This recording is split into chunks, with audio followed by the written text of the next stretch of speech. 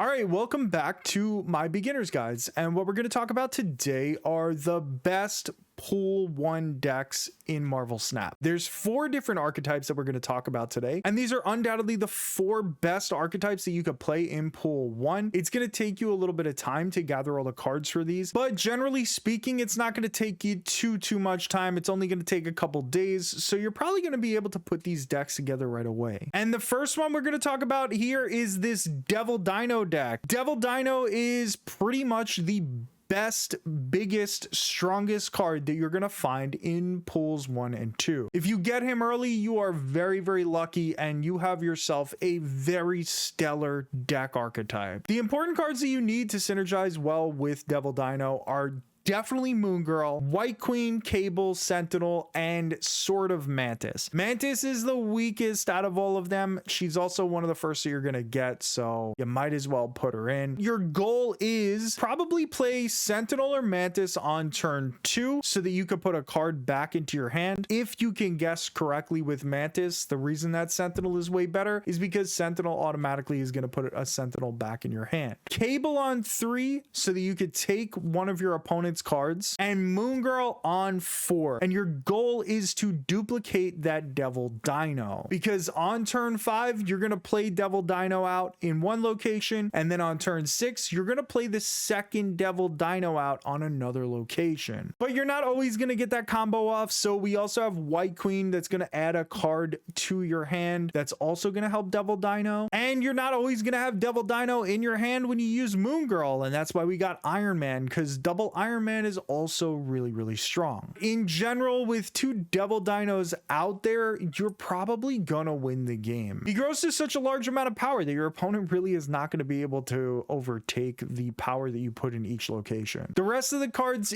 in the deck are just generally good cards. Mr. Fantastic is spreading power across 3 locations. Medusa is giving you a solid 5 power on turn 2 if you don't have Sentinel or Mantis. Hawkeye, Ant-Man, Nightcrawler, those are just strong 1-drops, probably the 3 best in Pool 1. Now, the Devil Dino deck becomes a lot stronger in Pool 2 with a couple of additions to the deck, but generally speaking, you're going to win a ton of your games with the Devil Dino deck, and it might be the worst on this list of 4, but any of the 4 are going to be super strong and enough to help you win matches in Marvel Snap. The next deck that we want to talk about is an ongoing deck, and Pool 1 is ripe with ongoing cards that are very good. The basic goal of this is that you're going to play on curve, meaning you're going to play a 1 cost on 1, you're going to play a 2 cost on 2, 3 cost on 3, etc. And your main goal is that one location is going to be filled with 4 cards so that Ant-Man can carry that location. You're typically going to have something like Ant-Man, Colossus, Captain America in one location. Then on 4, you're trying to play Namor in his own location where he can basically carry the entire location by himself. Typically, you want that in the middle location or on the right location. And the reason for that is because on 5, you're going to want to put Claw into that same Ant-Man lane, and Claw is going to push his 6+ power over to Namor. And then on 6, you're playing Spectrum, who's going to buff all those ongoing cards and throw your opponent a little bit off guard. I guess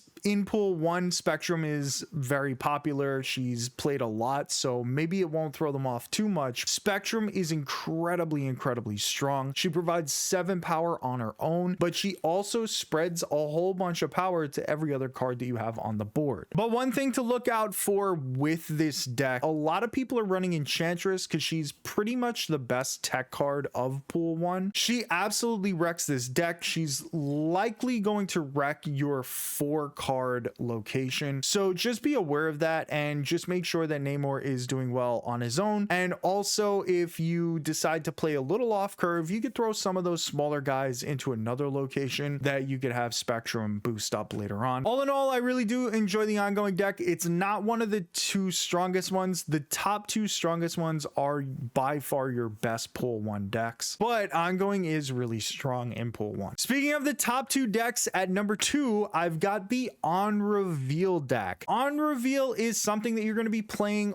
all the way throughout your tenure of Marvel Snap. It is really, really fun, and it's typically really, really strong. Your goal with this deck is to have a bunch of on reveal cards that are able to go off, and then you're going to play Odin on turn 6 to set them off one more time and spread a big time amount of power across the board and presumably win you the game. The most important cards in this deck are Ironheart, White Tiger, Wolfsbane, and Odin. Those 4 cards are really what sets this into motion. The other ones, you can choose other on reveal cards that you have along the way, but the most important is spreading 6 power with Ironheart, then putting Wolfsbane in maybe the same location to buff her up, then putting White Tiger, who's going to shoot a tiger across the board, and then putting Odin on top of all of them. That is an incredibly strong play. Presumably you've got a Medusa out there on another location, you got maybe a Nightcrawler, you know, you got your solid 1-drops on there. Now you're not always going to be able to make that play happen. If you don't get White Tiger in time, you need to play out Gamora. She is very, very strong in pool 1, and if your opponent is going to play in the same exact location that you played Gamora on turn 6, you throw Odin on top and she is beefy. We have Jessica Jones out there, who's just a very good 4-drop in pool 1, but we also have Enchantress. Enchantress is so strong, like I talked about in the previous deck. If your opponent has some ongoing cards out there, you play her on turn 4. Well, they're not going to be expecting you to play Odin on top of Enchantress, which could be a sneaky good play if your opponent decides to add more ongoing cards to that location. Either way, you're gaining basically double the amount of power and double the amount of stats as a result of using Odin. He is the biggest key to this deck, and he's one of the first cards you usually get, and I would definitely recommend giving on reveal a shot. But in my mind, the number 1 pool 1 deck is still going to be a Kazoo deck. Your goal with this is to play a boatload of 1-drops and spread the power to them with Kazar and Blue Marvel, pushing that power across the board. You also have Angela out there getting buffed every time you play a card in her lane. You got Bishop out there that gets buffed every time you play a card. So the general goal with this deck is that maybe on turn 1, you go ahead, you play one of your 1-drops, then you play Angela on turn 2, you play Bishop on turn 3, and 4 is going to be Kazar, 5 is going to be Blue Marvel, and 6 is when you're going to drop the bomb by putting out 6 1-drops across the board that are going to spread a ton of power and overwhelm your opponent. These 7 1-drops are pretty much the best pool 1 1-drops, except for maybe Korg. I really like Korg a lot, but with the strategy that we're bombing turn 6 with 6 different 1-drops, Korg kind of becomes useless. So I'd rather have something like Blade in there, who gives you an extra power. Squirrel Girl is so strong in Kazoo decks in pool 1 because she spits out 2 little squirrels that are 1-cost cards. Forge is a beast because he gives buffs straight up to one of the cards that you end up playing on that turn 6 that your opponent is not going to see coming, even if they know you're dropping 6 1-drops. Kazoo decks are tried and true the best pool 1 decks in Marvel Snap. The